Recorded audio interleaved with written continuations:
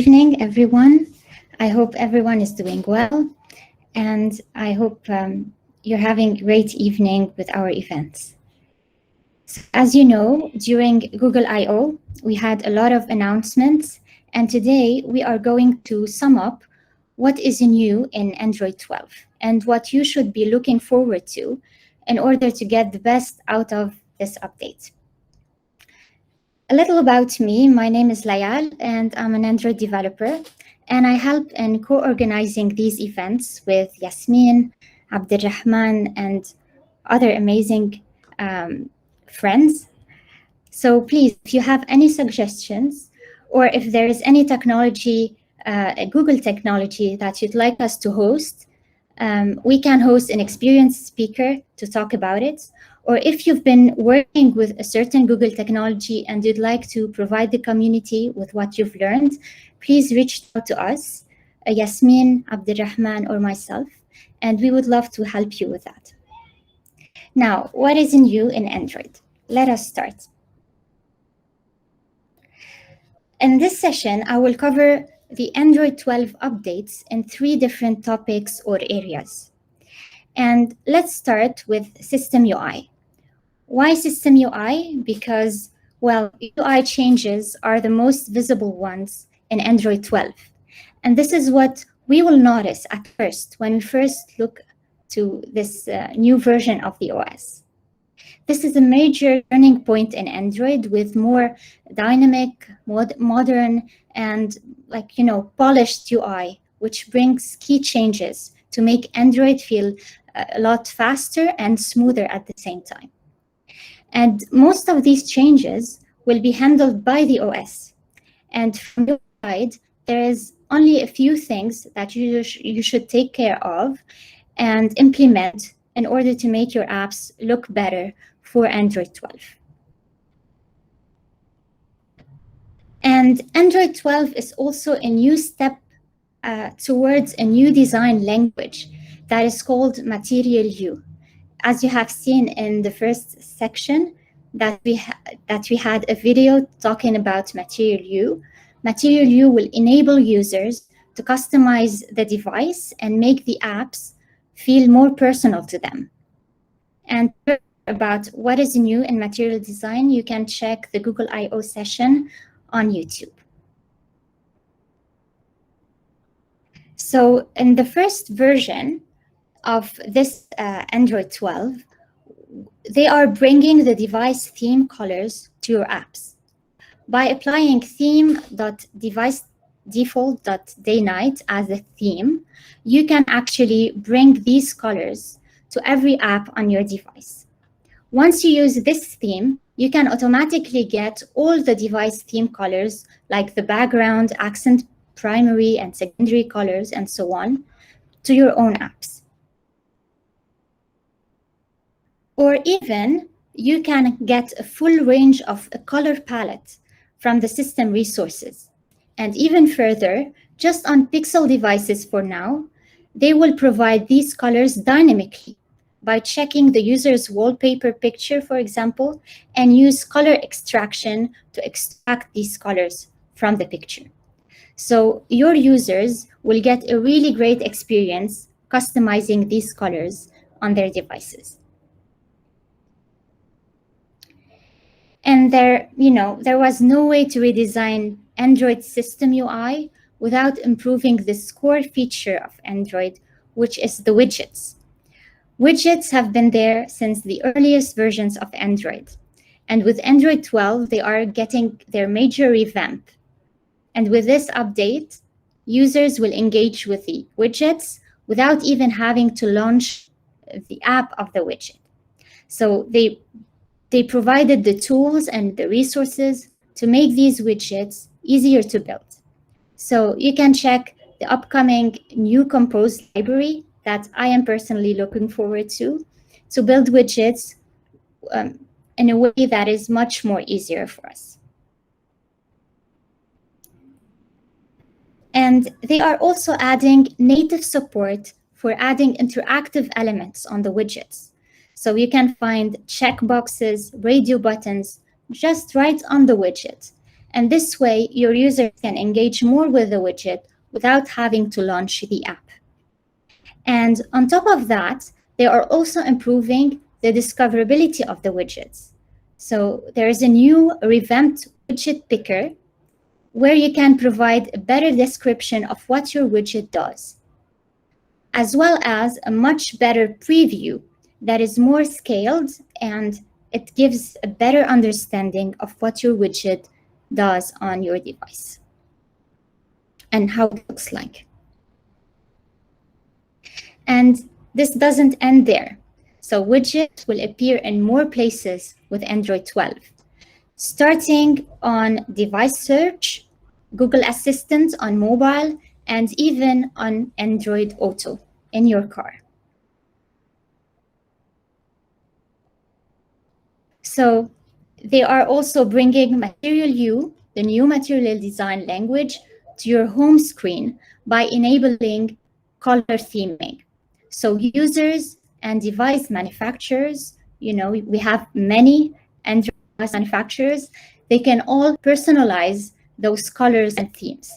And also on Pixel, as I mentioned before, these colors can be extended from your wallpaper colors to widgets and apps, so they can blend together into the system more. And Android 12 also introduces system-level resources, which allow the launcher to control the padding and the corner radius of the widgets. So your widget will automatically get this enhancement. And of course, you can always tweak it a little bit to design it the way that you prefer.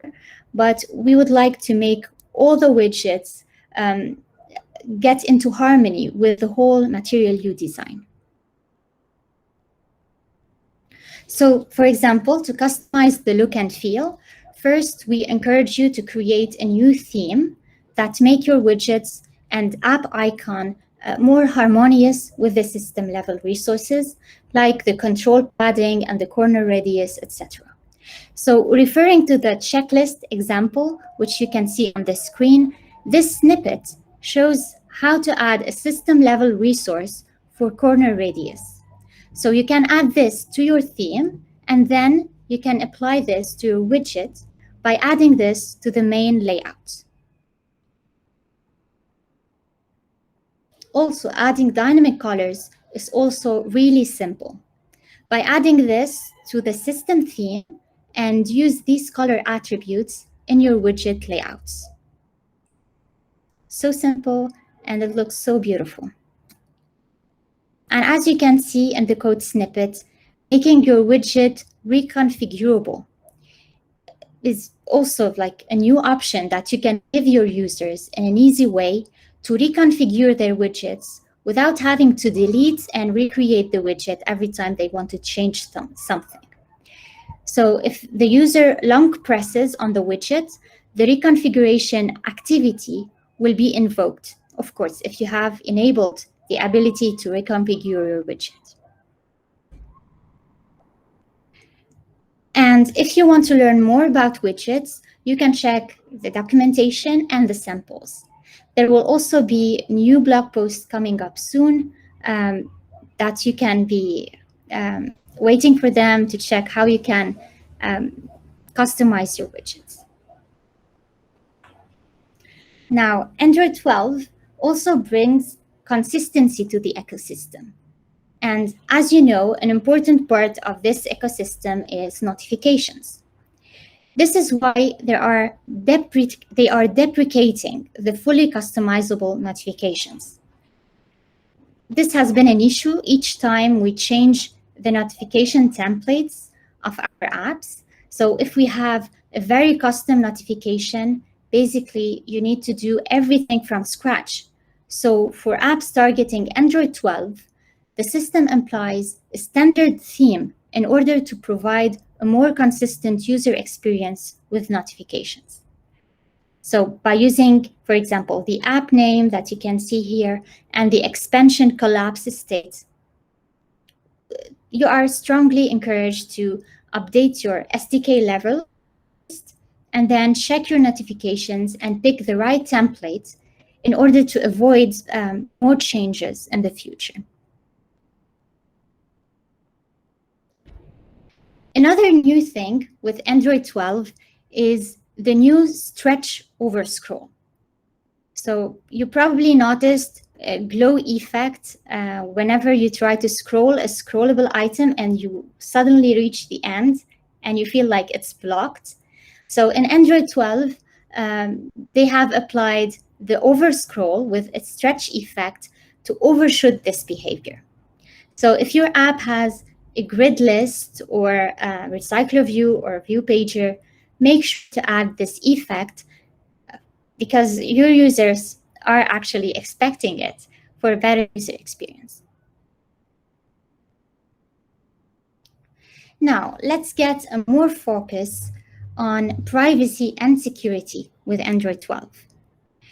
They have been iterating on this in several recent releases, and every year they introduce new changes to privacy and security.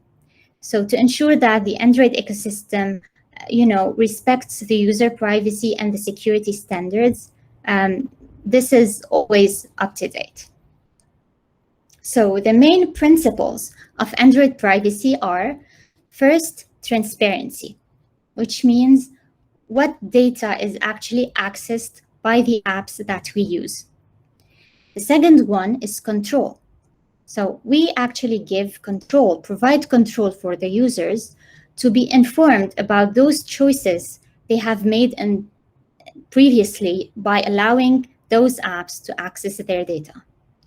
And finally, the ability to limit the access of particular data and minimizing the data scope for permissions and let the user only give the needed permission to certain application that he's using in real time. So if you want to learn more about these changes, make sure to check out the Google I/O session on what's new in Android privacy. Let's start by looking at the transparency principle just briefly.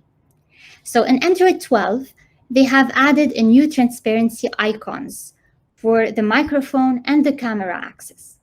So if your app or any other app starts accessing your microphone or camera, these icons will be shown in the status bar. And if this access is not allowed or was not granted by the user can jump into the settings, as we usually do, and revoke the permissions of this app. So make sure your users are aware actually of why you are using the camera and the microphone, and tell them the use case on why you need these. With Android 12, there is another change as well. Now users can easily turn off the microphone and the camera by using the toggles that you can see on the screen. This doesn't mean that you need to change something in your app. If you are using the permissions and the best practices that are needed, this should work. But keep in mind that you may lose the camera and microphone access while your app thinks that you already have access to your camera and microphone. So make sure to check for these permissions whenever you need them and they are disabled. And also, this applies to all SDK levels, not just Android 12. So continuing now with the control principle. Android 12 brings better control over location sharing. So, users will be able to choose the level of location precision granted to a certain app, such as coarse or fine location. These are the two permissions that we have in Android, coarse permission and fine permission. So for most apps, coarse location should be fine, and it will work as expected. However, if your app's use case needs to access fine location, such as, for example, giving turn-by-turn directions or looking for a particular item in a very specific location, you may need to ask for the fine location permission. In this case, your app needs to ask for both permissions fine and coarse, and your app should still handle the case where the user only grants coarse location instead of fine location. So make sure you validate your app's use cases for this particular case, and make sure that you really need the precise location permission. So if you're using, as we said, coarse permission already, there shouldn't be any effects. If your use case needs a precise location, you must declare and request both location permissions, and also make sure your app works with coarse location, since this is an option which the user might choose anyway. And later, you can tell the users why you still need the fine location permission. So you can show them, for example, how your app works and how you can make their lives easier with the fine location permission, for example. So as I just mentioned, instead of requesting coarse or fine location, you need to request them both together. And if you need a precise location, of course, you should request them both. And if you're getting any errors or something is not working as you expect it to, make sure to check the Logcount errors. They have added a new Logcount error to tell you that, for example, fine location must be requested with coarse location. Related to the location permissions and following the data minimization principle and the privacy principles, apps which target Android 12 have the option to decouple fine location permission to use cases like, for example, pairing with devices nearby. This is actually very interesting because when an app needs to scan, for example, for Bluetooth, it asks for the location permission.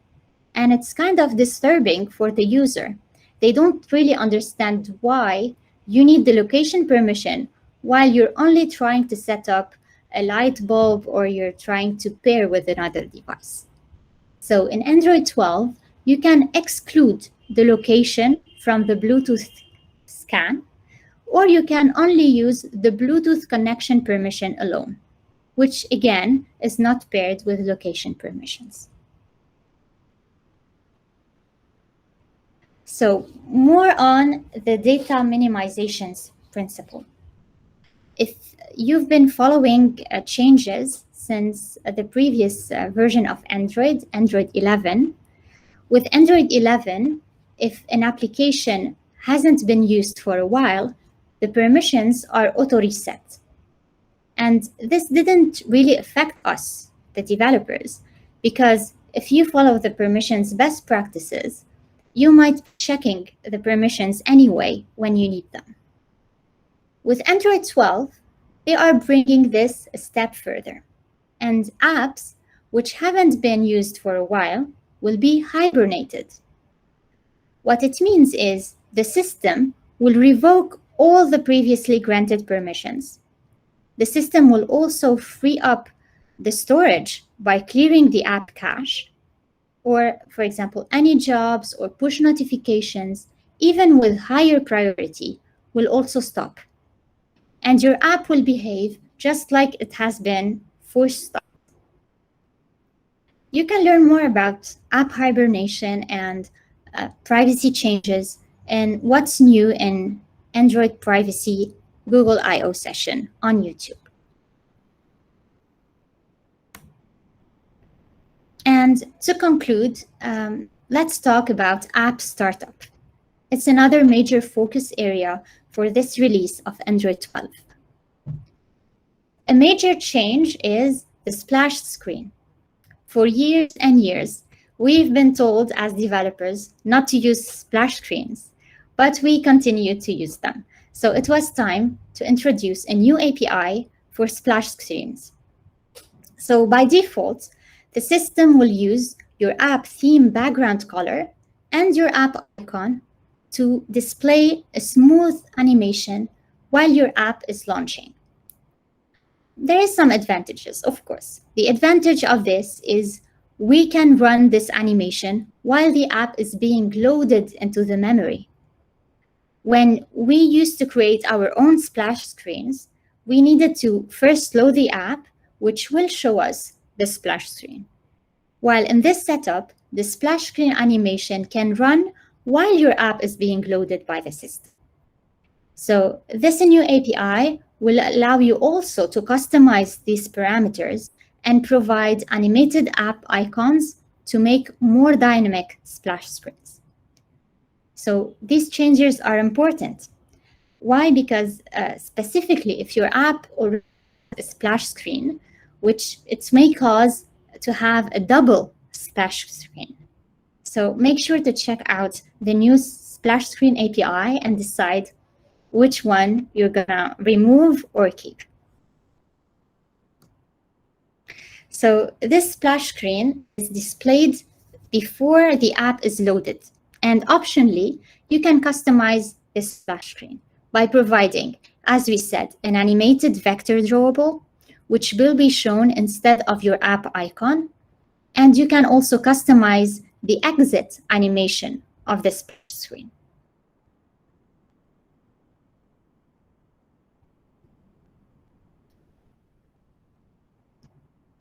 And, to do this, all you need to do is to declare the app icon and the background color and the app theme. And then using these new attributes, if you'd like to further customize the splash screen, you need to get a reference to the splash screen and then customize the animation. But once again, if you don't want to customize anything, the system will automatically pick the background from your app theme and your app icon in the launcher. And to learn more about splash screen APIs, check the documentation as well as the sample on GitHub. Now, app links. App links are not actually new. They have been introduced before, and today they're introduced to provide verified links to your app. Unfortunately, Google found out that developers often do this mistake while building and configuring their app links in a way that may cause more disambiguity with dialogues that show up in the chooser to click a certain app in order to launch a certain link. So with Android 12, they're improving app links to reduce the user friction resulting from, the improper setup or syntax errors that are shown for developers. And they provide tools to avoid these problems.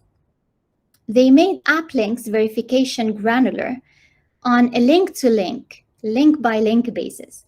So if one link fails, the others will continue working when they are declared correctly, of course. So they added also ADB commands to help you when you're testing. And in Android 12, users will be taken directly to the browser for web links if there is no default app installed in the system. Finally, there are new APIs in Android 12 that let you check for domain verification states. So for example, like taking the user to the settings to approve domains for your app so they can use these links. So make sure to check those APIs and verify if your app links are set up and good to go. Another way to launch your app, is by clicking notifications.